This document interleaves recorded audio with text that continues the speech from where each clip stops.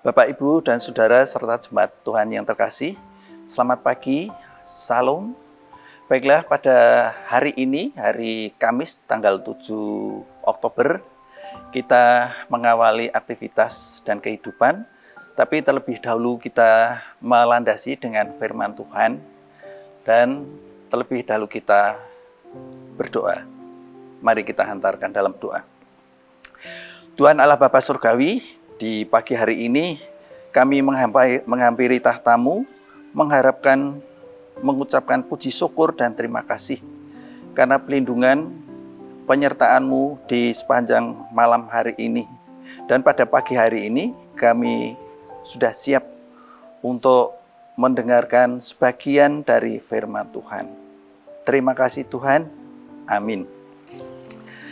Bacaan pada Kamis pagi hari ini diambil dari Ibrani 3 ayat 12 sampai dengan yang ke-14.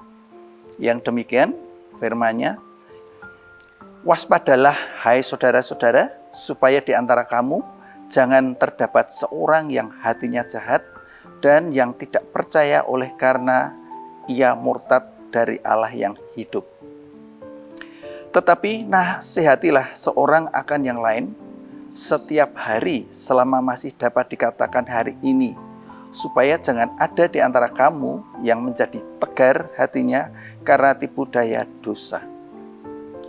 Karena kita telah beroleh bagian di dalam Kristus, asal saja kita teguh berpegang sampai pada akhirnya, pada keyakinan iman kita yang semula.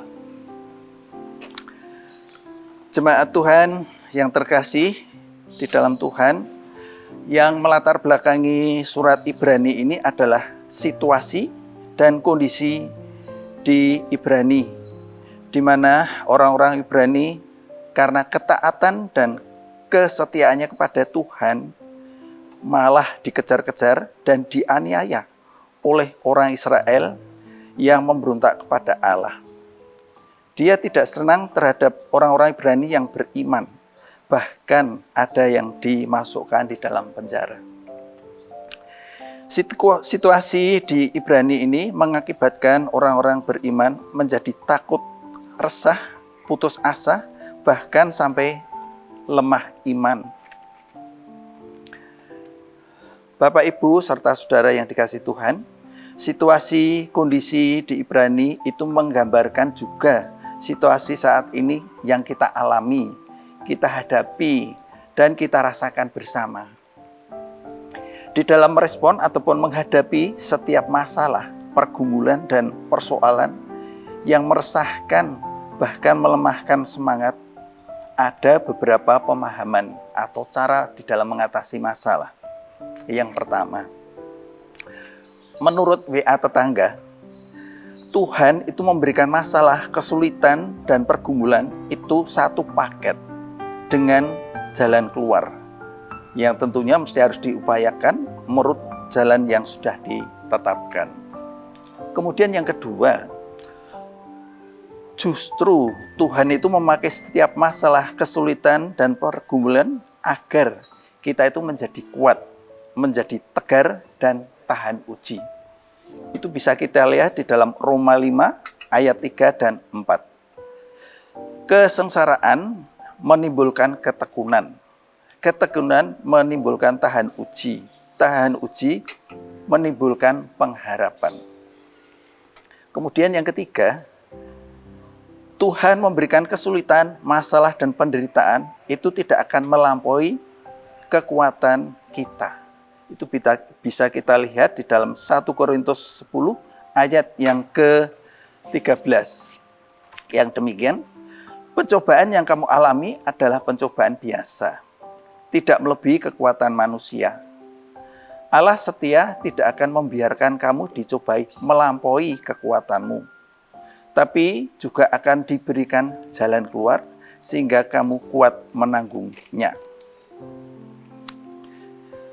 Bapak, Ibu, serta jemaat yang terkasih, titik tolak dari 1 Korintus 10 ayat yang ke-13 tadi, kita melihat, kita sering menjumpai bahwa penderitaan, kesulitan, masalah, dan pergumulan itu justru menjadikan seseorang itu depresi, stres, kecemasan, kecewa, rasa bersalah, dan rasa ingin marah.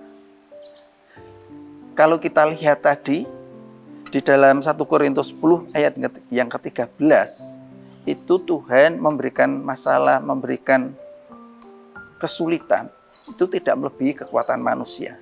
Tapi di sisi yang lain justru banyak orang stres, banyak orang cemas, rasa marah, dan kecewa. Kalau kita analisa, apakah kondisi semacam ini siapa yang salah? Apakah Tuhan salah di dalam menerapkan masalah?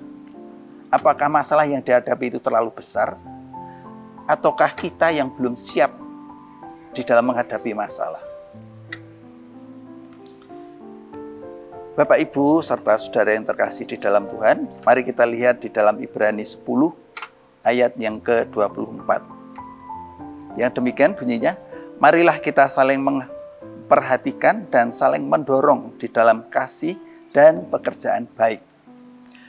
Disambung juga Ibrani 12 ayat 12 dan 13. Kuatkanlah tangan yang lemah, lutut yang goyah. Luruskanlah jalan bagi kakimu, sehingga yang pincang tidak terpelecok, tapi menjadi sembuh. Situasi dan kondisi masyarakat orang beriman di Ibrani, demikian juga kondisi saat ini, terutama yang dihadapi dalam kondisi pandemi, itu banyak pergumulan, banyak masalah, terutama di dalam aspek ekonomi, demikian juga aspek-aspek yang lain.